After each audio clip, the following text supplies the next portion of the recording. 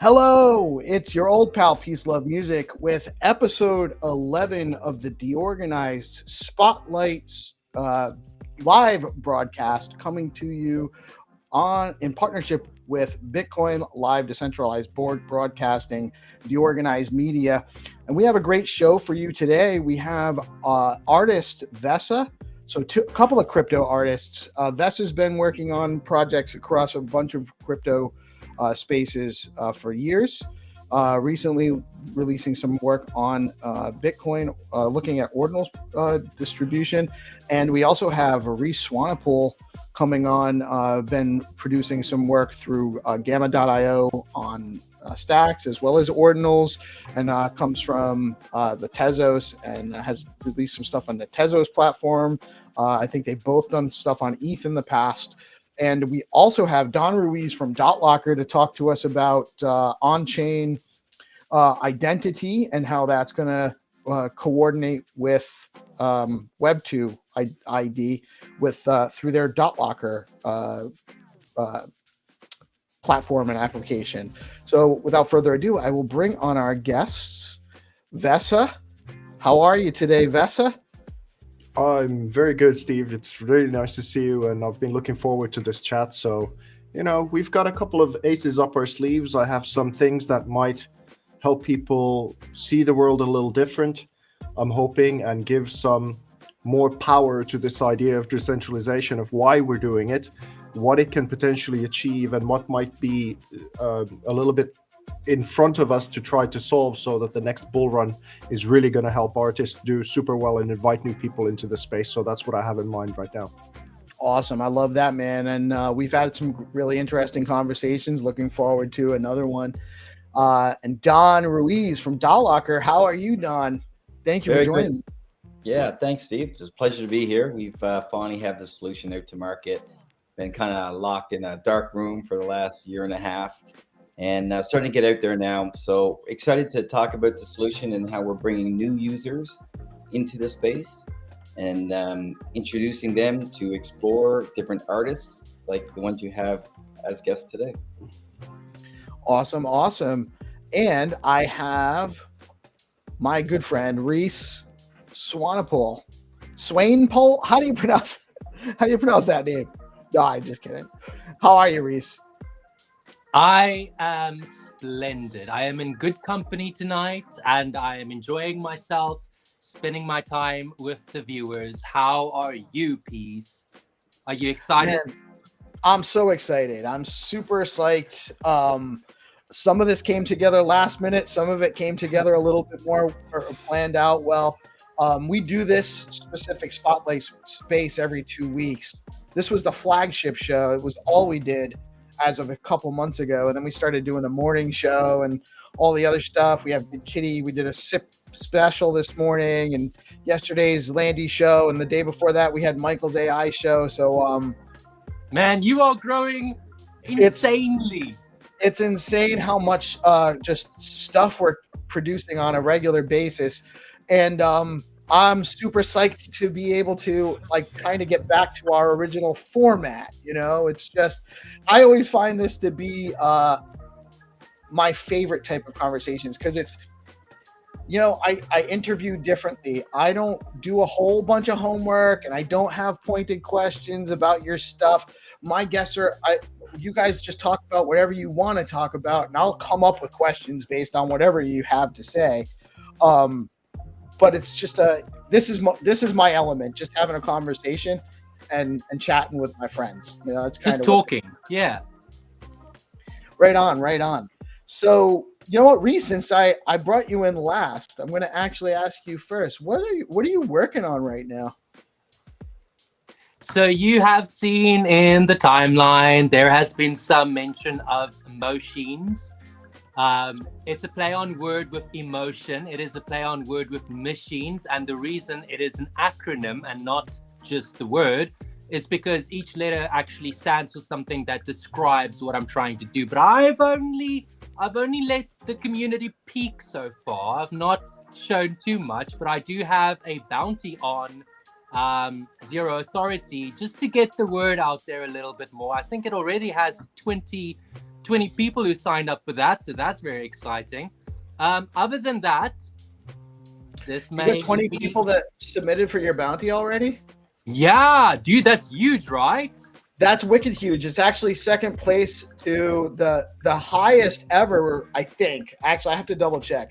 But as far as when I did the DeOrganized bounty, we had the most respondents. I think it was like 27 or 28 submissions for our bounty. So you gave the tip to make sure that you do it well in advance and you give proper time for people to get to it. And there's still like, I think 12 days left or 15 days left. So we might beat you. I'm joking. I hope you do. I hope you do. Yeah, because it would mean Zero Authority itself would be growing, which is a good thing. Well, Zero Authority needs to get more use. I cannot wait. It's a huge added piece to the equation. On-chain reputation and gig marketplace and what they're building out there is awesome. What is your gig? What is your gig for? What do people have to do?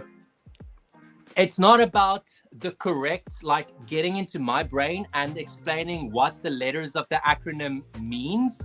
It is about getting the most creative answer for the letters MOCHINES. And to, just give your most creative go. But other than that... so you're asking people to come up for what the acronym stands for? Yeah, and people have come up with some amazing stuff. The O and the C in machines is a big giveaway because order and chaos, that's kind of who I am. And people have been paying attention. All the bits flying around, you've seen the post, right? I have, but I haven't had a chance to really engage much because... All right, all good, but you've seen like all these bits and pieces like animated flying around. Now, a few people actually realized what I was doing there and added in the N, neural, which is kind of where I'm going with it. So I'm excited to see the community interact with it, really engage, think about it. And it's also building, a little bit of marketing and anticipation for what's coming. This is going to be in December that I'm going to be launching this, and it will be reducted. Oh, you're taking GPSC's role there. That's a good way to do it, man. Good way to do it. All right, VESA, I know what do you got? What do you want to talk to us about today? Well, first of all, nice to meet you, John, and nice to meet you, Reece, as well. We haven't, I believe, spoken before, so it's cool to make new friends in this space. Oh yeah. And I'll just maybe start with a little bit about me, for your audience as well as our my new friends here. I started doing phygital art, transformed from being a filmmaker into contemporary art in 2008. I got this idea of starting to body paint on people and photograph that process and tell their stories in this kind of almost a spiritual experience kind of way, and then painting and photographing those paintings and putting it together with Photoshop. And that resulted for me to have digital originals, high resolution files already in 2008. So as you can imagine, it was quite the pain in the ass to try to be an artist making a living. So it's in 2016 that I then sent out my first tweet in January saying that I'd be accepting Bitcoin for my artworks if anyone was interested, and no one was interested for the next year and a half. But then when they were, there was this kind of super highway that opened. But back in the day when I came in, there were maybe, as artists who were that level that you would have exhibited in a gallery show or things like that, there might have been like 5 of us. So that's kind of a little bit about my background. But then things got interesting, and even though I'd done quite a lot of things in the past before even coming to crypto art, I was kind of well poised to be one of the the top selling artists of this whole space, but then something happened, and maybe that's for another day or another topic. It relates to a little bit about a couple of things that I'm excited to talk about. But most importantly, now what's happening next is that I lived with my wife in Dubai for the past 3 years. And with my partner, Dr. Marwan Al-Zaroni, who's the CEO of the Dubai Blockchain Center, we started making these NFT art cars. He has a fleet of cars that we're transforming into art, and through his influence, he managed to get a permit so that we can put these cars on the streets and actually drive them as well as make them into artworks. And they have a digital component and many other things that are familiar from NFTs. And we finally get to start auctioning off these cars in January. So I'm very excited about that. And then maybe relating to the first point that I said about some strange finances and a much, much bigger picture of what's going on in art altogether, I put together this idea of the Department of Artistic Freedom, which relates to a little bit to a similar concept of what Elon Musk is now doing with the Department of Government Efficiency.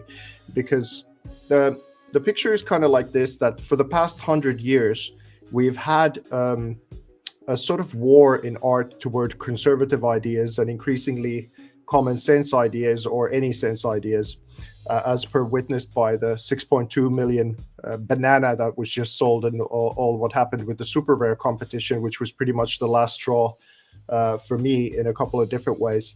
And this Department of Artistic Freedom relates to how we've had a sort of dominant idea of postmodernism inside of the art world for the past 100 years, and increasingly so since Warhol about 40 years now. It's so dominant that people don't even know that that is the only pretty much philosophy you're allowed to have. And we have in the world about 200 philosophies, 100 to 200, depends on how harshly you count them, but you could say that we have 200 legit philosophies in the world. We have 4,300 religions. We have the male perspective. We have the working, stay-at-home moms. We have the working class. We have the dwindling middle class. We have the free speech activists. We have essentially the whole of the world, which is non-existent in the official gallery or contemporary art museum space. Now, I'm not trying to take away anything from the postmodernists. I'm saying absolutely have your avenue and do your thing, whether it to be with LGBTQ, not against it, feminism, not against it. Even if you want to have very inflammatory ideas about race relations and all that stuff, have it. It's your perspective. You're an artist. Please express yourself. But as opposed to the common suggestion, which is now said by the art world, that we're very inclusive, in fact, it is the postmodernists who are the only ones who get to have a voice, and all the rest of them are cancelled out. And this kind of an inversion of creative freedom and our creative subconscious, which is kind of like in a straitjacket and has been for a very long time now, as witnessed by this, I would say, abysmal show that was the Sotheby's banana, as well as the coinciding super rare auction and how the selection process went and what happened with it. We're more than ever in need of this kind of an idea that those people who have been left out of the gallery system, which is pretty much in terms of the diversity of ideas, almost everyone on earth right now, they need to start realizing that we get to start having our communities through Web3 different tools. We can start our own galleries. The conservatives can start their own. The religious can start their own. The centrists can start their own. The classic liberals, whoever.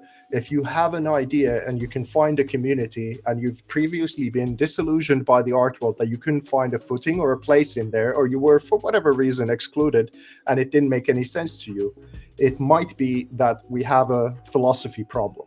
And once people realize that, then we can invite everyone in for them to use these tools, and then we have a revolution in our hands. We have a new renaissance truly, and then this mass adoption that people keep talking about is actually going to happen. And I think we need a support network for those artists who will be the first brave ones to come out, and who will have the kind of heart and the vision to go, oh, that's me, I can do this, and maybe that's why I haven't been doing better than I thought that I could. And then there would be a network that would support that and help everyone have a voice.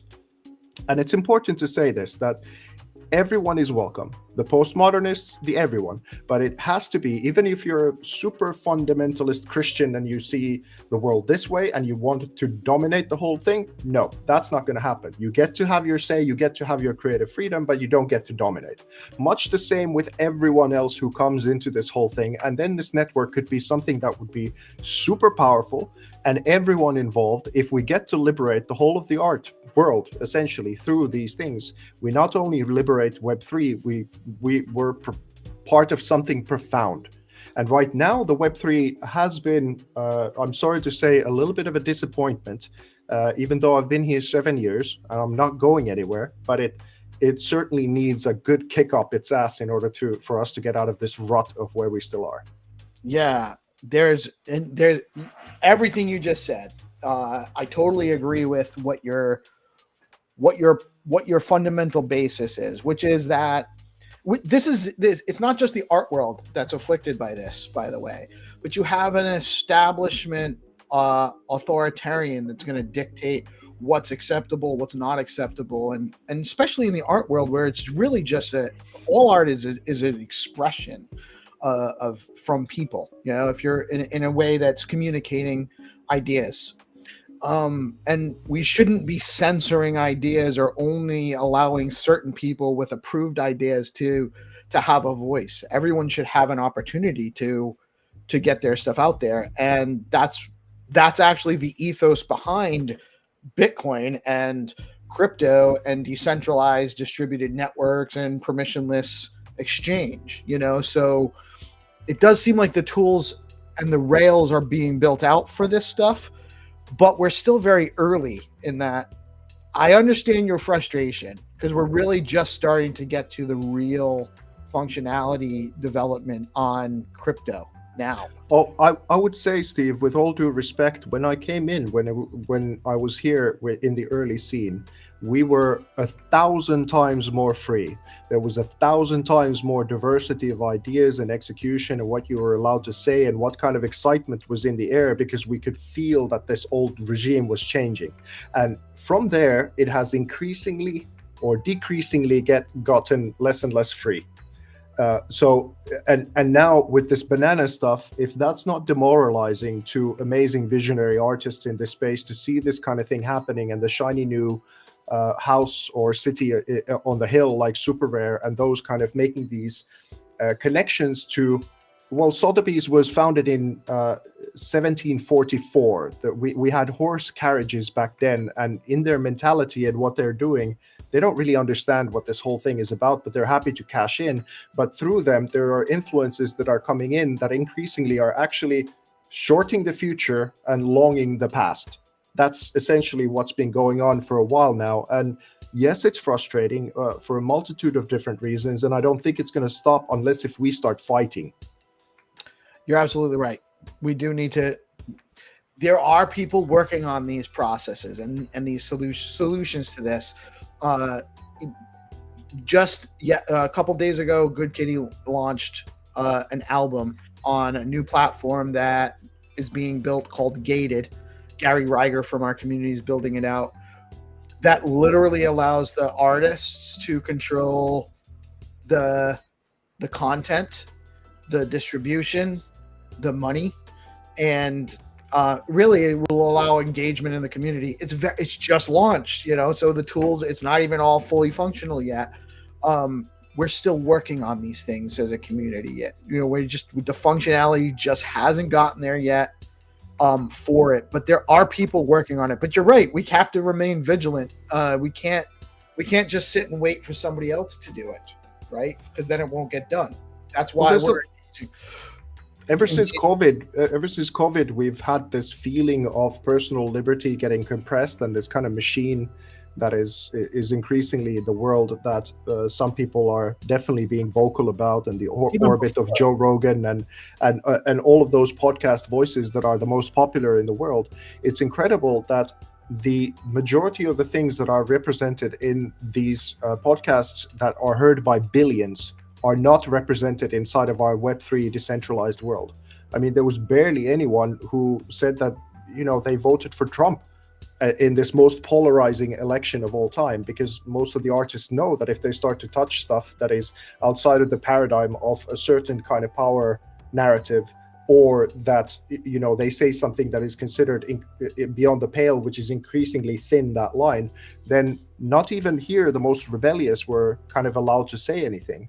So it does feel like the art world is pretending like it's in a bubble and the internet didn't happen, and that there's you know, this content that is inspiring billions around the world somehow doesn't touch us, and it can only happen artificially. And I think it can, that artificial paradigm can be almost like a magic trick. It can just go away like poof, once you just spot it like this and say, hey, that's what's going on, and everyone can pretty much recognize that, oh shit, that's right, and that's ridiculous, and we should do something about it. You're right. We are you're not wrong. You're entirely right. In fact, things are also so the mainstream media, going back to the election, the mainstream media had a lot of us believing that was going to be a lot closer of an election outcome than it was. Because they don't accurately reflect, they only accurately reflect the world as they want it to be, not as it is. Which is probably the same thing as the art, the gatekeepers in the art world as well. I'm not to cut off that conversation, but I do want to bring Don into the conversation and see what if he has any take on the discussion as it is, and also to tell us a little bit more about DotLocker and some of the solutions they're working on. Yeah, thanks, Steve. I'm not sure how I'm going to follow these two brilliant artists. The stuff I work on is a lot more boring than the creative side that these two gentlemen work on. So I'm very pleased to be here. Thank you very much. It all comes together. Yeah, and that's kind of where DotLocker fits in nicely. Is, you know, we're top of funnel. Our goal as Orange Domains is a joint venture partnership, which includes Trust Machines as the Web3 side, and there's some Web2 sides as well. And the solution is really a bridge for Web2 users to be introduced to explore Web3. It's no real much, you know, larger than that as we're looking at kind of the goals. It's really to introduce these people. There's over 400 million domain names in Web2. And the Web3 community is still relatively small compared to the Web2 world, of course. DotLocker is the first domain name that bridges Web2 to Web3 on the Bitcoin blockchain, specifically through Stacks and the Bitcoin naming system. Oh, cool. We have onboarding ramps. We have partnerships with GoDaddy and Namecheap and all these large onboarding ramps that are trusted by Web2 users, that they go there as a trusted brand. They know what they're getting with these groups. And these groups are now offering DotLocker. And in part of that, they get their DotLocker Web3 digital identity through the Bitcoin naming system. That in itself is the bridge, and we introduce users to the utility of and the freedoms afforded and the immutability and all these wonderful things in Web3. I agree, Steve, with what you said, that we're really early, that there's more utility being built around the layer 2s, in particular on the Bitcoin network. This is what's going to drive innovation. I think that for all these artists and what you're working on, VESA sounds absolutely amazing. I think that the foundational layers are being built. The users are going to come in, and then it's up to these users and it's up to the leaders in the space to create an opportunity for these people to create in these different spaces and express themselves that they want to express themselves. But as I said, DotLocker, we're top of funnel. We're introducing users who know very little about the Web3 space, trying to give them a curated experience into our world. So, and you guys are integrated with BNS V2? Yes, we are. Yes, yeah. So I have a couple of BNS names. I haven't, probably maybe to my detriment, and partly because I'm just busy, and I don't have time to do a lot of things I want to do. I haven't actually had a chance to go and get a dot locker for my BNS name. What is the advantage? Why would I do that? What would I do with that? Yeah, so what we've done with this solution is you can think of it this way. And again, it's not like a .btc, it's for a different audience. It's for the Web 2 users.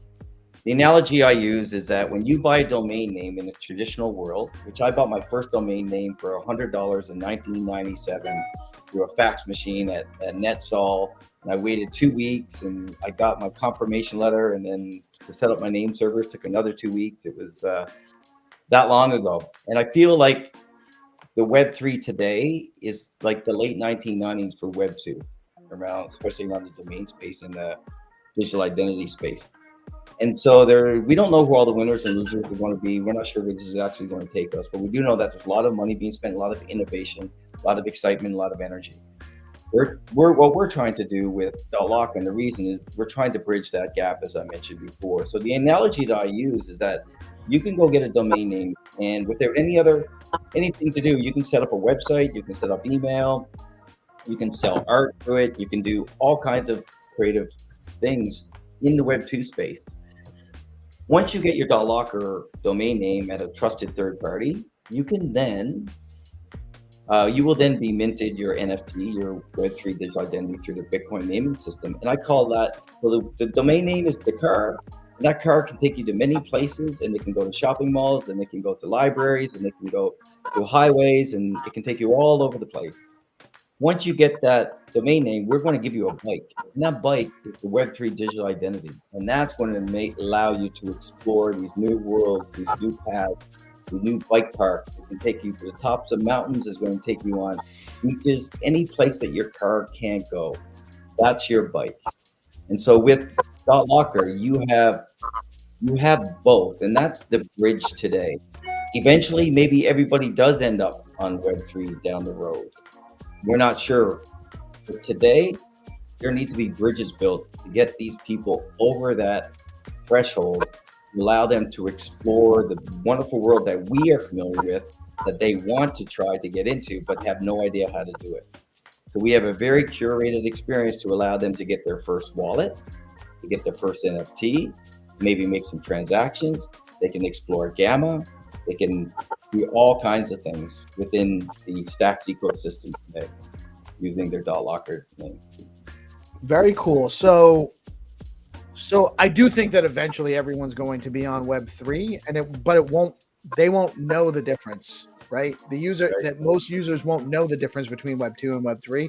There will always be a Web2 piece of it, because you're not going to have it's not efficient to build everything on chain. There's gonna the things you don't need to be on chain shouldn't be.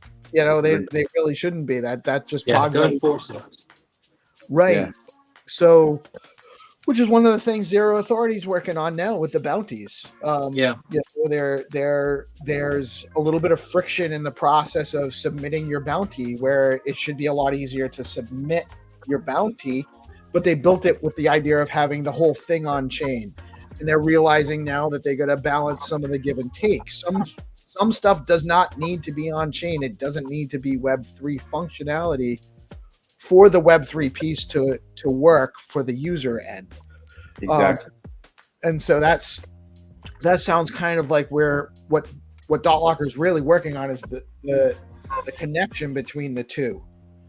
We're not extending Web 2 into Web 3 at all. We're keeping it very separate. We're just bridging it to allow the users to cross that threshold into the space by giving them a very easy to use experience to get their first wallet and their first NFT and to transact within the Stacks ecosystem.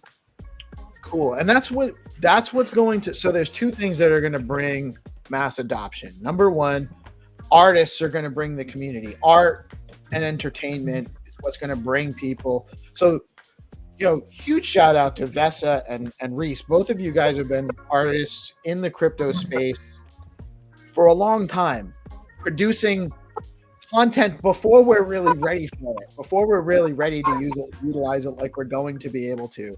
And so that's trailblazing and bringing people in. And then ease of use and functionality is what will bring the other piece that'll bring the masses in. Something for them to come look at and engage in an easy way to do so. So that's kind of the two pieces there. And then, VESA, for you, once the community has easy access to Web3, you won't need the establishment to approval for anything anymore, because people will go towards what they are attracted to, because they'll have access to that. They'll have easier ways to find it differently than they do now. The AI is going to play a huge role in that too, but they'll be able to. It's not going to be as siloed like Web 2 social media is. So they won't be able to. It depends. Sorry. No, well, I was just saying that, it depends a little bit about the narrative. Like if you, for example, if I'm a 14-year-old boy when I was in school, the things that were being taught to me and the way that they were being taught to me, like let's say, for example, history, it was so sanitized and boring and kind of put to me in such a way that I was fidgeting in my seat and couldn't stand still and couldn't wait to get out of that class. Now, it turns out that later on, when I started learning about history and not this kind of a version of history that was sanitized or kind of beat to death in this boring way that it was being taught to me, I really figured that I'm a history buff, and that's something that I've dedicated a considerate amount of my life afterward to, starting from the pyramids and going all the way down to ancient myths and like from there onward to everything, and how fascinating that is. And I just realized that there's a big effort altogether, and I apologize to my company here. You're new to me. I'm a little bit of a fire hose when it comes to stuff like this, and not always super friendly to all kinds of very cleanly presented things. But that's sort of the idea, is that we have a very it's not only the art world, it's not only the narrative that is being kind of controlled in the NFTs, and it's been made deliberately boring or stupid so that people aren't coming in, and those voices who make it make sense are actually actively pushed to the side. So what I'm saying is that it's not a given that this space is going to thrive, and it's going to thrive for the right reasons, because thus far I've seen a lot of different kinds of manipulation for the nonsensical stuff to come to the surface, so that those who are only just hearing about it kind of go, well, that's stupid, because they've never actually even heard the right arguments.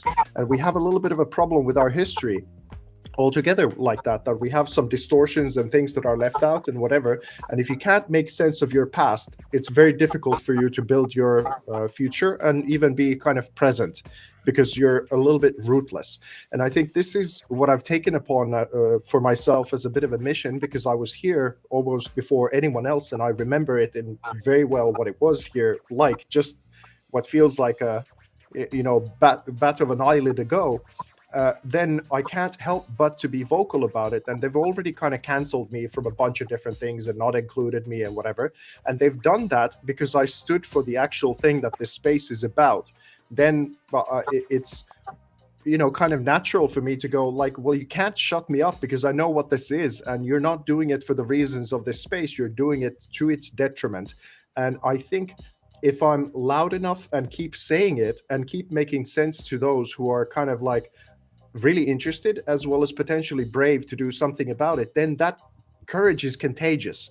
I think the spirit of like the creative spirit of humanity and what we're here to do and what we have the potential to do, when someone speaks to that, and all these people that I listen to myself to get encouragement to keep doing what I think is the right thing to do for the world and what I think is good for it, then that rubs on different people. I would like to see it kind of much more. And I've seen that happen now that I've gone to different shows and I write and I tweet and I do whatever. I've started to see that spirit, like, yeah, that's what this is about. And I can do this as well. and that would be a different part of my legacy as an artist. There's what I do as an artist, and then there's this thing what I represent, which is much bigger than that. And I hope that gets to be contagious, and then that's something to live up to. Yeah, and I appreciate. So you see things that you're exposed to a different community than I am, where I'm, and I'm largely looking at the Stacks ecosystem because that's where I converse mostly at this point. But it is the broader Bitcoin ecosystem. I'm friends with a lot of ordinals guys and a lot of guys making NFT art and musicians.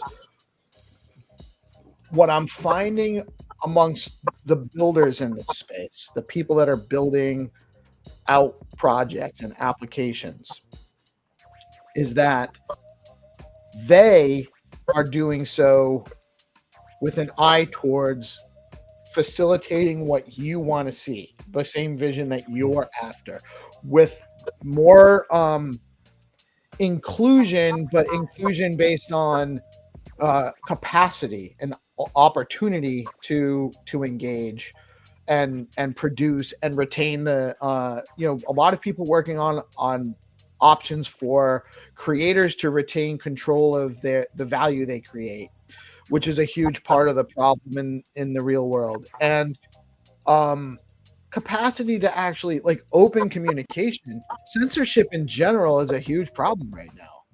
There's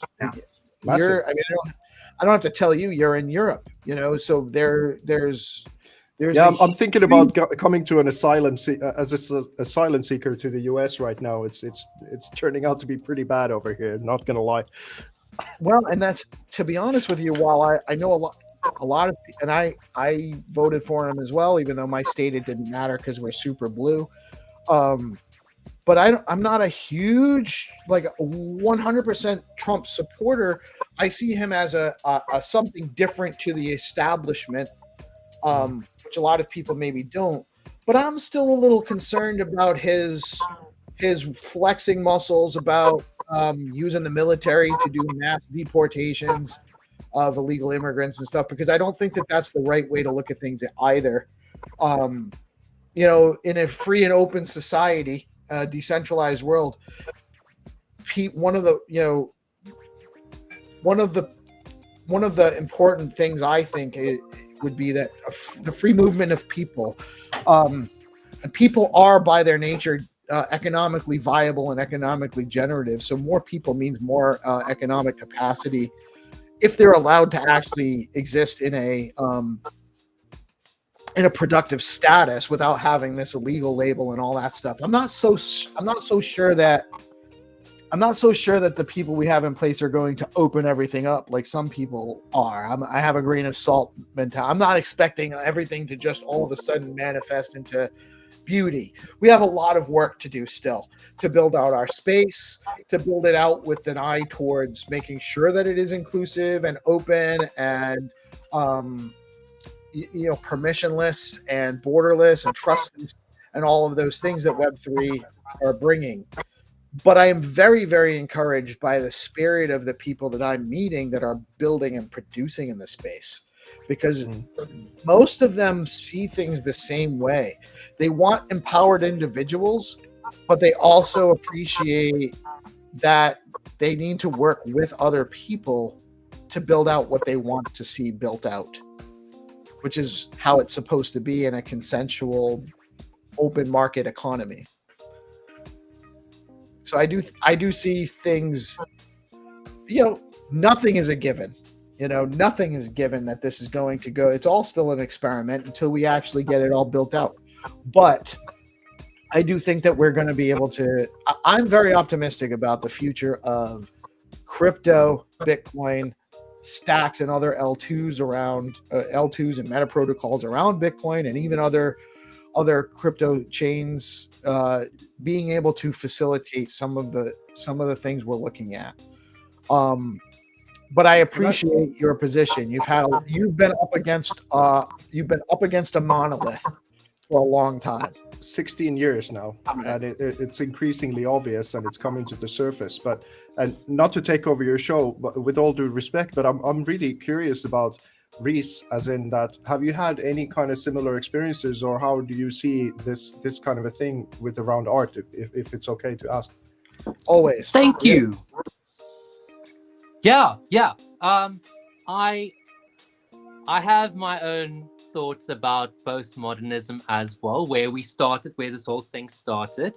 And I have my own thoughts against the whole problem of not being able to accurately define good art, because that is another one of the things that they won't let us talk about, is like, oh no, but you can't say there's an objective truth to what is good and what is not, but that would mean that some of the things that we have sold is not good art. And then, there's a whole money laundering system over there, and it all includes not being able to talk about what good art actually is. As for freedom of expression, you make good points. VESA, I'm talking specifically to you. You make good points, and I think everything you're saying is true. But the inherent risks for an artist that has to survive on his craft make it incredibly difficult to stand the chance of blackballing yourself to death, to poverty, and not having a chance to not even having a chance to have a chance. You know what I mean? Well, I've been incredibly resilient. I think many quote unquote normal people would have been pulverized to dust by now with the kind of things of what I've been through. And it's not been fun. It's been challenging for my health, my mental health at times. It certainly was something that was difficult with my relationship and all different kinds of things where we had to live and what we had to do. But somehow we managed. And then when Bitcoin came along, it was such a lifeline, and the people all of a sudden resonated with my ideas. They understood what I was about. They got that I really understood decentralization. We started telling the story together, and opportunities came.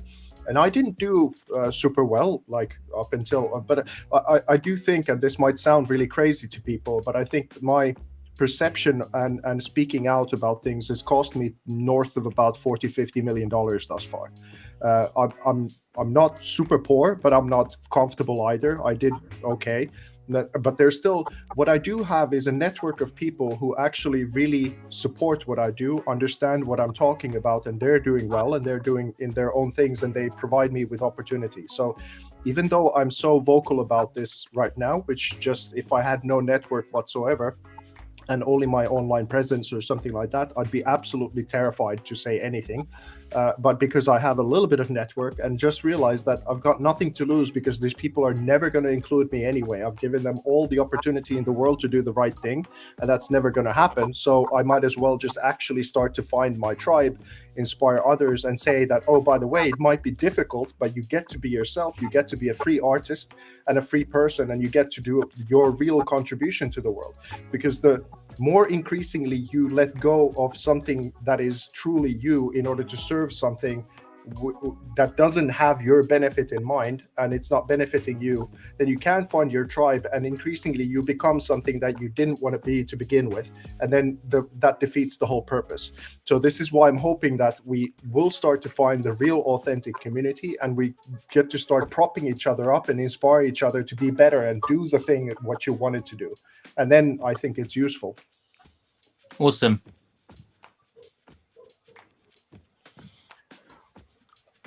I love it. Well said.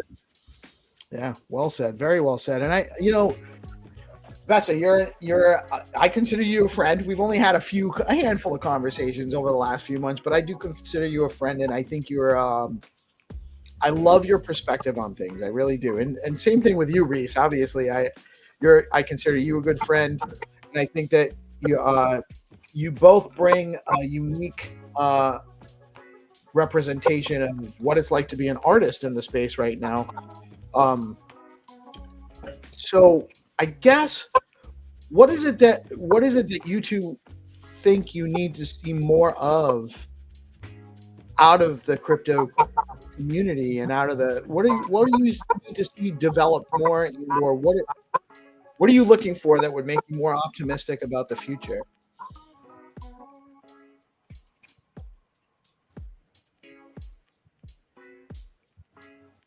you want to go, Reece, or? I'm thinking. I stumped both of them. No. I'm waiting if Reece wants to, because I just spoke. I don't want to. Oh, please go Dominate ahead, the because I'm room. still thinking of like wording it. Okay. Well, I'm actually writing an article at the moment that I'm a little bit terrified to write, but once I figured this out, I think it's important for people to understand. And I wouldn't dream of knowing what to tell people of what they should be doing. If I present the concept that, oh, by the way, we've been dominated by the single idea and what we need is diversity of ideas, then that is enough for anyone with ears to kind of pick up and go, oh, I have an idea, and oh, that was the thing that I maybe why I didn't have the courage to go ahead and now I will. And that will manifest into a lot of different kind of things. The thing that is something that is probably the least talked about thing inside of the art world is that we know from declassified documents, we know from independent research on journalists and some biographies that what happened in the 40s is that there was a CIA operation called the Long Leash that they came in through a variety of different organizations to come and prop up abstract expressionism. So Jackson Pollock, Rothko, de Kooning, and some others they threw millions of dollars through these covert organizations, and MoMA helped knowingly and so forth in order for abstract expressionism to fight against the kind of Soviet art propaganda that was about their leaders and work and this kind of a thing. And essentially abstract expressionism was that an answer to suprematism. Yeah. Well, it was like, we're so free and awesome in America that we can even do this, and you don't have to serve your masters like this. So they entered the culture wars, and this we know for a fact. Now, if we know something about the intelligence agencies, that if they find something that works, they're unlikely to leave the space. Now, I don't know what is being going on, but it's quite likely, and not beyond the pale to expect that CIA is still inside of the contemporary art space, and a lot of different agencies actually entered in their wake to come into that space. And now when we do see things like, whether it be different kinds of whatever ridiculousness has been going on inside of the art space for a while, I started asking the question, well, which one of these, because and I'm not saying that any of the, let's say, Web3 companies would even know that might be happening, or any of the artists, they wouldn't know. But through these different organizations, and they're kind of, if they want to prop up an agenda, let's say if it was the LGBTQ thing, and that all of a sudden gets hundreds of millions of dollars put into it and into its artists, and they get lifted or something like that, maybe that wasn't all organic. Because that's sort of the thing. It's not only the American agencies, it's all the different ones from all across the world that have come and entered the art space ever since. And we don't know what's going on. We don't have any proof. There's no kind of declassified documents after the ones from the 40s and 50s. But if we use our reason a little bit, then you kind of start to look at the map and the territory a little bit different. And if that's brought to the surface of what kind of shadow games are being played in art that have nothing to do with art and creative freedom or merit or the expression itself, could that be a part of the reason why we are in the mess that we are? And unless if we can even just suggest that might be the case, I don't think we'll ever solve the problem if there is one. So I would love for people to kind of just have this sort of a perspective to start understanding that there's a certain sort of paradigm inside of art, and why that's so important is that the whole of the art world, essentially, if it's functioning properly, it's the same as free market capitalism. It is the free marketplace of ideas if it functions properly. So this is the same for art. It is the free marketplace of creative ideas that are meant to duke it out and find and kind of have this sword play of different ideas and expressions in order for the best to rise to the top, because that's our creative spirit. Now, if the creative spirit is tampered with in one way or another, and we get to only have these propped up bananas, that makes a mockery of the whole of the art, that laughs in the face of any artist trying to have their spirit kind of do a contribution towards the world. And then everyone who is inside of that system just gets demoralized, as well as those watching it are going like, well, this is a joke. So this is, I think, where we are from a variety of different kind of reasons. I'm not saying that that's an alphabet agency problem alone. There's all different kinds of issues of what we have, but that could be one of them. And it makes total sense. Go ahead, Reece. No, I just wanted to answer to that last part of what you said. It's really surprising how many practicing artists there are in the world with things like the Banana Republic shit going on. That there are people like us who are like, no, we're just not going to go that way. We're not going to think that is okay, but we're going to do our own thing regardless of this absurdness that is going on. But I hear what you're saying, that there's a method to the madness, that it's not just the fucking banana on a wall.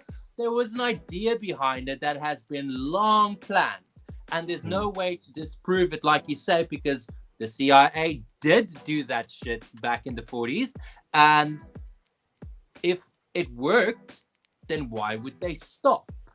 It could have become like a multinational puppet war going on behind the back.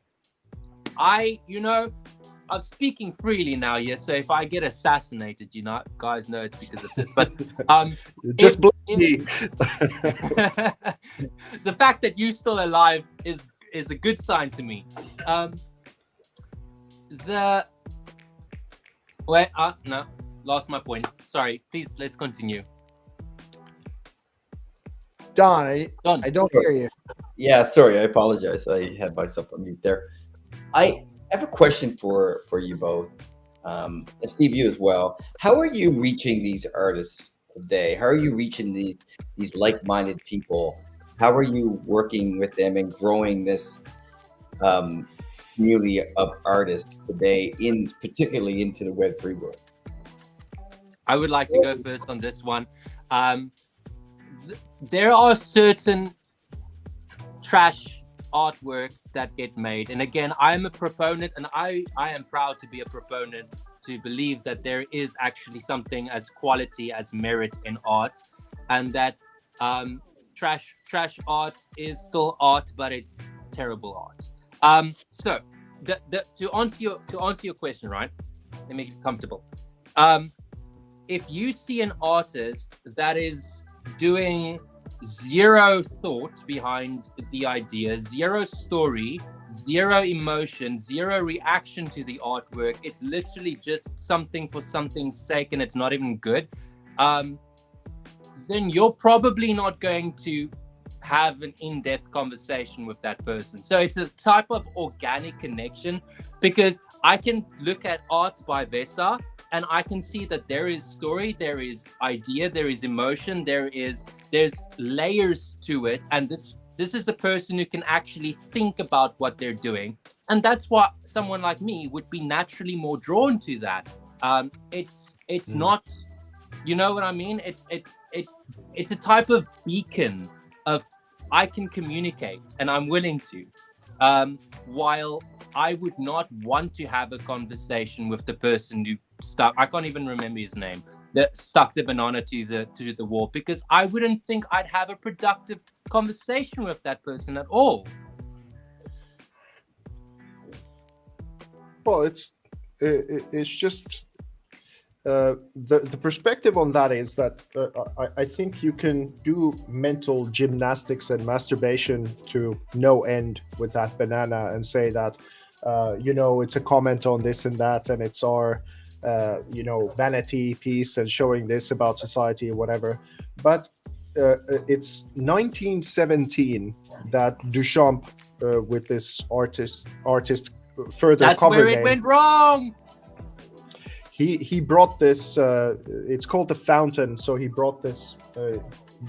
What's it called? A urinary kind of like this Urinal, piss yeah. pot, urinal. Yeah. So he brought that to a gallery, paid $6 in order to do it, and he made it as a comment that you can do whatever in art, and its reputation is now discredited, and this and that. So he made something over 100 years ago that is profoundly more insulting, rock and roll, and cool, and back in the day actually something that ruffled some feathers. And now 100 years later, you're doing that with a banana for this kind of lame duck Generation Y safe space type way, whatever, and that's meant to be the prop up. I mean, the guy from Sotheby's, the new head of digital assets, said it's the most something profound artwork of the 21st century, or I don't know, whatever it is. But these people know better, and they're just laughing at you. What I find so absurd about this situation is that I kind of understand that it's very difficult to make a living as an artist, and it's like 90% of artists never make it and quit, and because it's so, especially when adulthood comes and you get a baby or whatever, then your dream is dead and you have to move on to something else. That's just, it's a brutal reality. But for those of us who've done exactly what Reece said, is that you've processed this to be an adult and you have a genuine contribution, and let alone you're doing something visionary and inspiring to people. These people are laughing in your face. They're literally pissing on your craft and making it an absolute joke. And I'm surprised that there's not more artists who are furious at these people, and they've been doing it for so long. And it's an increasingly this kind of a thing where I think something needs to happen. And this was my idea about the Department of Artistic Freedom, that I'm hoping, because you can endlessly say that something is shit or garbage or going in the wrong direction or whatever, but unless if you can point people to the right direction and to build something different, then you're eternally stuck in this kind of a rut. And then I'm asking myself, well, who am I? Like just the dude from Finland, and I've been doing this for a long time or whatever, but sometimes it doesn't take more than that. I have no illusion that I can do this by myself, not at all. But I can point us to a certain kind of direction, and if people think that's a good idea, then they'll come and do their own version of it, or join this thing, or kind of start to make art a little differently. Maybe they're going to be a little bit more vocal about stuff like that. I really love how Reece is taking like, oh shit, I can talk here. I can actually say what I feel, and I'm not going to be chastised or whatever, cancelled for it. And I think we need more of this spirit. I'm happy to be chastised. Cancelled is just, it's childish, but chastise and criticize, I'm happy with that, because that's part of a conversation. I have to risk it. But have some logic behind it. Then that's all I'm asking. And lately, that's not. There's sorry, my thoughts are in 1,000 different places, because I've had this conversation with AI so many times, or updated the conversation so many times, but not so much with other people. But there's this type of, I want to add on to what you said earlier about this puppet play, right? The thing is, there are these controlling top. Let's think of it as in a hierarchy. There are these controlling top that is making the puppets dance. Then there are a few big names that are basically informed by the curators and gallerists and museum people that they are to play along, and they play along. And then there are the uninformed group who still have a lot of money and would love to be proponents of the future of art. They are where things go wrong, because they only know what their perception is telling them, and their perception is telling them that this is the direction that art is going. And so they want to not cash in, but they want to support art and the future of art, but they're supporting it in the wrong way because they don't know the right way, as you said earlier. And then there are the smaller collectors and like the medium-sized galleries and whatever, and they are like, yes, this is the direction art is going, and we will only acquire art into our galleries that are mimicking or at least having the same pseudo-profound type of narrative. And then there are millions and millions of artists. Seriously, like you were mentioning, about 90% of artists don't make it. And yes, it is because of life conditions often happening, but it's also saturation. I don't think ever in history of art there's been so many self-proclaimed artists. Okay, self-proclaimed meaning I can't tell you you're not an artist. If you say you're an artist, fuck yeah, man. But all of these people are looking for a guiding light, are looking for a beacon of what is working right now, not to copy it, but just to have an idea, a direction. and then use it for themselves. And now they are going to all the way to the top, to the fucking banana that I'm mentioning again. And they see that, and there's a large part of the artist population that's going to see that and not think, okay, yes, obviously my first reaction is, this is absurd, but they're going to try and make it, rationalize it. That's the word. They're going to rationalize it to start focusing their art more into that direction. And then people like you, VESA, is going to look absolutely ridiculous because, oh my gosh, you actually have a story and a concept behind what you're doing, but this is not the way we're doing things. End of round. Yeah. It's not.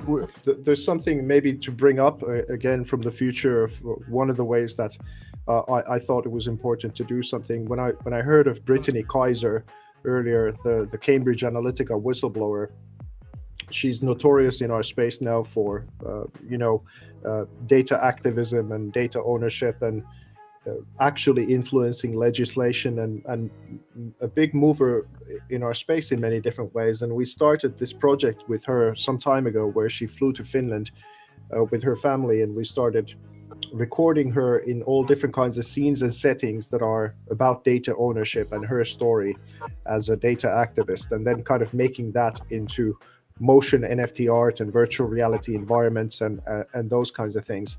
And I just think it's really important to represent who you are and keep doing the right thing regardless of what the world seems to be rewarding. And it's very, very difficult. You're going to have to do some kind of adjusting and not always doing your kind of highest level work if something else is going to pay the bills a little bit or whatever. So you can be flexible and strategic about things. But it's just important not to give up and to find the thing, because I think if we do fight and if we inspire enough others, then this is truly like a hero's journey. Then we get to look back on this time, let's say in 10 years or whatever, and say, well, we were kind of there. We saw what was going on and we decided to build something different. And what's inspiring, I share your thing, Steve, about my hesitations about Trump, less so about RFK and Tulsi and Elon. Tulsi Gabbard as the director of national intelligence is actually the most optimistic thing I've ever heard in my entire life. Right? So there's something that they've started about, kind of just dismantling this illusion machine that is going on. And I think that's partly been very inspiring to me. And kind of seeing that there is now a counter force that is happening. And I think artists and anyone who's building in the Web3 space, like I don't accept to see eye to eye with any other individual in the world with old things or whatever. That's not what the whole point is about. This is why I thought that the organization side of the Department of Artistic Freedom is about everyone getting a voice, even if I don't agree with them, because that's actually tolerance and being liberal. Liberal means that you tolerate sometimes things that you really don't agree with, not that you shut everything out and get to pretend that you're the word that you don't stand for. But I'm also a little bit getting conscious that I'm Don is, is this so far out of your? No, not. This is very interesting. My younger brother, one of my brothers, is an artist, and he's a graphic designer. He's very interested in the Web3 world, interested in how he can kind of get involved in that. And one of the things I keep hearing from the narrative and is that we need more voices, we need more people joining this cause. And I go back to what I'm trying to do and what we're trying to do at Orange Domains is to bring more visibility into this by onboarding more artists into this world who they see it in the mainstream media, but they don't know how to get involved.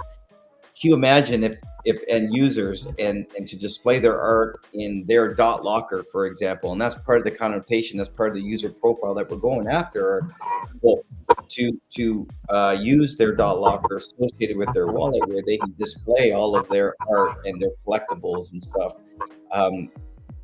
within their own personal locker per se on Web3.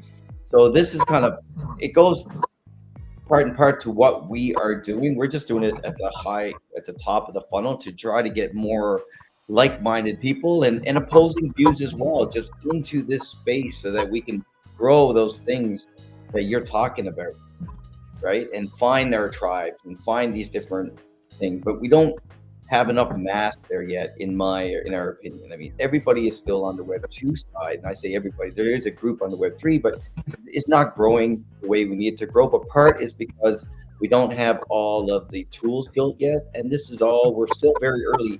Despite having a blockchain that's been 15 years old, it's still only becoming mainstream. Some of the things that we're doing on the L2s and stuff, a lot of the utility, you know, and for artists itself as well. So for us, we're just trying to help the conversation by adding more and more users into, more artists into this ecosystem. Don, Yes. I have a very superficial question for you. Sure. But it is something that I was trying to find an answer to online and really couldn't. Is why is the .locker domain so expensive? When you're going through a domain name service place like GoDaddy, for instance, that's like a week's worth of food for someone like me. Yeah, no, that's a great question. I mean, I come from the domain space. I worked with one of the world's largest registrars, and then I actually was part of the team that launched .blog for 8 years. We launched it back in 2016. So to build out a business model around the cost, so there's some back-end costs for a domain name. There's some Web 2 costs, but there's also Web 3 costs because we're actually minting the NFT on the Web 3 side. So the pricing that was actually built in allowed us to have a bit of a runway, at least for a few years, so that we don't have to keep going back to the GoDaddies of the world to say, you got to increase your price, because we're losing money, you got to increase your price. Right. What we did do though, is we did discount heavily for the first year right now. We've done that throughout all the registrars at GoDaddy. It's, I don't know, 10 or 12 bucks or something, I think, because the transaction fees are a little bit lower right now. So we felt that we could afford discounting that for people. This is a prototype release. This is one. We are looking at other extensions. We're also talking to other registries. You know, there's .art exists on the Web 2 side, and they did try something on Ethereum, and I'm not sure how that experiment is going, but we are talking to other registries about adopting some sort of tokenization process to introduce these users into this world of Web 3 that exists, but they don't understand how to get there. It's confusing. If you ask somebody, you know, go get a wallet and, you know, go get You've already lost. They're very lost. They don't know what wallet to get. Especially if you say leather wallet. Okay, so I should go to the store and buy a leather wallet?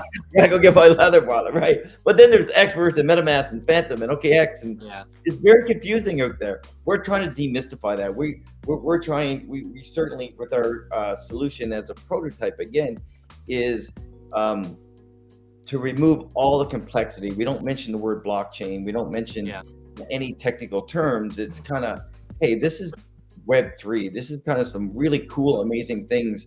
There's, you know, you can get right into Gamma, you know, straight from Stacks, and you can start exploring some of the collections and some of the NFTs and some of the things on Gamma. So we're trying to do our part. We're really early. This is the very first namespace. I do appreciate your concern. I will get you your .locker, Reece and VESA and Steve. I'll make sure we have my contact information to get you your .locker. But let's go. You know, we do have to make sure that we're covering our costs at least, and we'll see where that goes. But we are certainly exploring other opportunities to bring. And when I say opportunities, it's the opportunity to introduce more people into the Web3 world. I'm very aware and conscious of the fact that $12 in America is actually not that much, you know, for a commitment like this. Right. And I'm aware of my socio-geographic placement on this earth as being from South Africa, but due to the conversion of everything, then it actually does really get expensive on this side. And I think that counts for at least like a third or more of the world. And obviously, when looking to something like onboarding, obstacles or any type of friction, and I know you guys definitely have thought this through, that was a very good answer, and I now understand why it is that price. So I want to just say thank you for that, for explaining that, because that does make sense, especially it actually being cheaper than it will be in the future, being like at a discount for this year. Yeah. Gives a big opportunity for people to start using that opportunity. But there might be an opportunity for us to partner with other groups to reduce the price even more, to get it to a point that we can reach that other, 1/3 or 2/3 of the online population that live in these countries. It is expensive, right? We are looking to do that. That is our mission. This is our first. Building the solution is kind of the prototype. It is part of a JV partnership group, but we are looking and exploring and talking to people about how can we get these Web2 users through these onboarding ramps into Web3 in a cost-effective way. But thank you for that, because, hearing it from artists and people that really matter, that, I feel like I have a soft spot in my heart for art and artists. I do believe that they make the world go around. So without that, our world wouldn't be spinning. Without people like you doing the things that you guys do. So any way that we can support that and what we're doing. And I love, VESA, your desire to, the Department of Artistic Freedom, that to me speaks volumes. And how do we get like-minded people? How do we get more people into your world that are like-minded, that would help with this cause, that want to do those things you want to do, at least from a directional standpoint, make it their own, of course, but to have those freedoms to do that. There's lots of people on the Web2 side that have no idea about this, but if we can onboard these users, and through our, it'll be organic growth, it'll be through social media, it'll be through talk, and hey, I met this great artist, VESA, you've got to check him out. This is a cool thing he's doing with the Department of Artistic Freedom. That is where it's going to start kind of, growing and getting all of these like-minded people pushing the rock up the hill together. Yeah. Right. It's just that we need to get some more people involved, right? We need to get more people, I feel that the Web3 community, and I've only been in it for a few years now, there's a lot of, there are quite a few people, I guess, in here, but not enough builders, not enough people doing the things that we need done to get to the next level. It's slowly changing, but probably not quick enough. And we need to all work together, in all parts, the onboarding ramps, the new users, the different groups within the spaces that you guys are in as well. Media.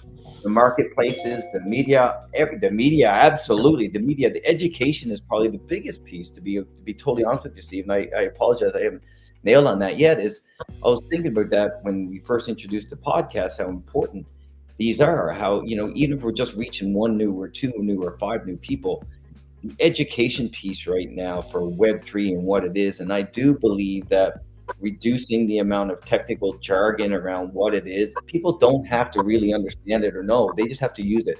Nobody knows what DNS is, the domain name system. Nobody knows how that works. I mean, there's a few of us, I'm one of them. I mean, there's not many people that actually know how that works, nor do they have to spin up a website. Right, they shouldn't have to, because they wouldn't be spinning up a website, because they're not going to know how to. Even saying the word internet, and if you such a widely used word, obviously, but if you ask someone, okay, how does the internet work? Oh, it's a series. I think 1% would answer that. Well, it's like one of these things that it's a somewhat of it's an insight and a courage problem simultaneously, because many times, even if you have the insight, you might not be brave enough to say the thing. Like, for example, if people are saying, oh, it's really, really complicated to explain Bitcoin. And then I've even seen experts take an hour on a podcast and not get to the meat of the thing, even though they kind of, I think, would understand what that is. But it's not taken me more than 30 seconds to comprehensively say to someone why Bitcoin is valuable. And you go like, so what is Bitcoin? I go, well, you know how earlier on the church and state separated, and there was a lot of consequences and things, and went one way or another. Well, essentially through this technological innovation that is Bitcoin, this is the separation of state and money. And this is why we have such an amount of stuff coming from government institutions who are saying that Bitcoin is bad, it's only for criminals and drug dealers and all this kind of thing. And while some part of that is true, we just there's these super big games being played, like potentially the central banking digital coin, which is about as polar opposite to the philosophy of Bitcoin as you possibly could have. And then both of them are digital currencies, quote unquote, but they have their very different kind of mission agendas.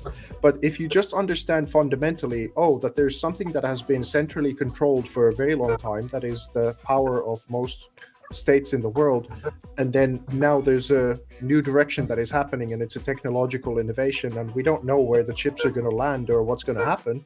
But once you get that, just this little piece, then the rest will start to fall into place.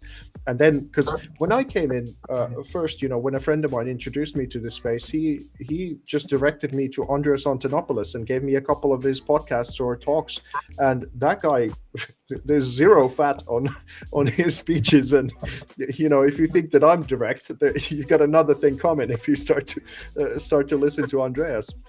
And that was my introduction to this space. He sort of said, this is Bitcoin, and I'm personally not a maxi, and this is Ethereum, because you can build this on that and you can't build this on this. But in order for you to understand what this is, you need to understand what money is. And once you get that, then you come in and start to innovate and start to see, through the matrix code of what people are trying to say, oh, I've got a new Bitcoin.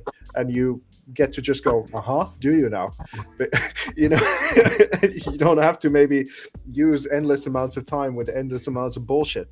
But still, you can start to decipher what the value of a lot of different things are, and it's essentially human freedom. It's like, have you been feeling recently like the walls are closing in a bit? And maybe that's one part of the equation of how we get to solve it. And if you're either kind of on the side of this consciousness expanding or personal freedom and those kinds of things going that way, or then you're on the other side, which is that we would rather clamp this down and kind of not have the world evolve. And both of those players are heavily in our space doing all of their different kinds of bidding. It's not complicated, but it does take some from either perspective. I'm either brave or stupid. It depends on your perspective. But, maybe both. Maybe both. No, you're absolutely right, though. And it really does. So there's a bunch of moving parts here.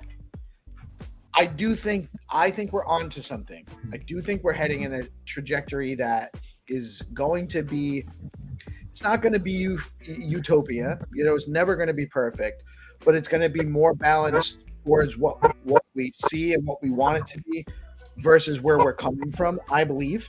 And you're absolutely right. There's the education piece of it, which isn't just media, but there are guys like what Phil and Dom are doing with EZA app. You guys aren't familiar. They built an app that teaches people blockchain coding languages, similarly to Duolingo teaches foreign languages to people. And they're hosting all of these build-a-thons at all the colleges, and like they're at Harvard and they're at Oxford, and then they're here, there, and everywhere, like every week. And they're getting the builders. They're teaching new kids that have they're grad students in math and data analytics and programming, and now they're being introduced to blockchain, and they're building apps and they're doing all this stuff. But I do think we're headed in the right direction. I'm very optimistic about the future. I think the artists are going to bring people to the space, and then the app developers are going to also make it easy for them to get there. And then some of the other stuff we're doing on the community side is to try to make sure that there are the materials and the resources available for when people do onboard, that they're having good and safe experiences, and it all comes together.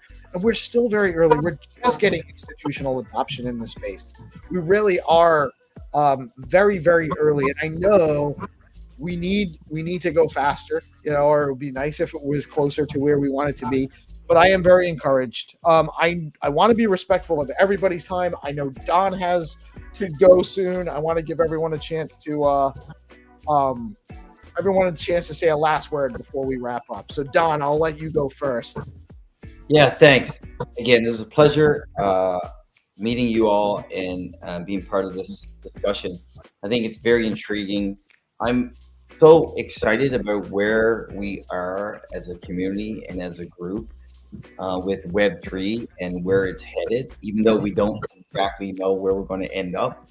I think that, VESA, you mentioned something earlier that really stuck with me, is 10 years from now when we look back, and we say, hey, we've been there. We've been through that, digital revolution of sorts with this new area of the internet that has these wonderful attributes that people are using today in a more meaningful way 10 years from now than what it is actually today. So for me, thank you very much. And I'm just very excited about where we're at and looking forward to the next few years and see where we go. Really nice to meet you, Don. Very nice to meet you. Excited about playing with my new dot locker and see what I can do with that. And maybe make sure you all get your dot lockers, and yeah, absolutely. Yep. And we'll have you on. Maybe we'll have you on a morning show to talk a little bit about it sometime soon too. Sure. We'll have you back. Yeah, I think that education is a big piece we need to do. So anytime. We'll do a walkthrough or something. Absolutely. Awesome. I'm gonna let the last word go to VESA. So Reece, you give us a last word. Do not go gently into the night. I love it. Yeah, I should have let Reece have the last word. VESA, what do you got for us, sir? Well, nothing. It's just it's nice to make new friends. Really cool to chat with both Don and Reece. Hopefully, get to have our paths cross again in different kinds of ways. I followed you as well, Reece. I followed you, Don, and from myself, I think I've said more than plenty already. So maybe the last thing remains is that, Steve, that you're a real community builder. You're someone who sacrifices a lot of time for people to have a voice, and you help out people behind the scenes, and that's kind of the spirit of this space, and you're doing a great job. So that. Well, thank you for saying that. This was such an awesome conversation. Thank you all for giving us your time today. Talked about some really interesting and different perspective kind of stuff. Super happy with all of you are producing really interesting things in this space, and I can't wait to see more. We are DeOrganized. I am PeaceLoveMusic, and we have another great show brought to you in partnership with our good friends at Bitcoin Live Decentralized Broadcasting. Thank you, Nick, for getting the show started for us today, and I hope you're feeling better. And thank you all for tuning in, everyone that watched us. All nearly 300 people tuned in live, so it was another successful show for us. And thank you guys all. Y'all have a blessed day, and we'll be with you soon. We'll be back soon tomorrow with the news. Talk to you soon. Thank you, guys. Cool. See you.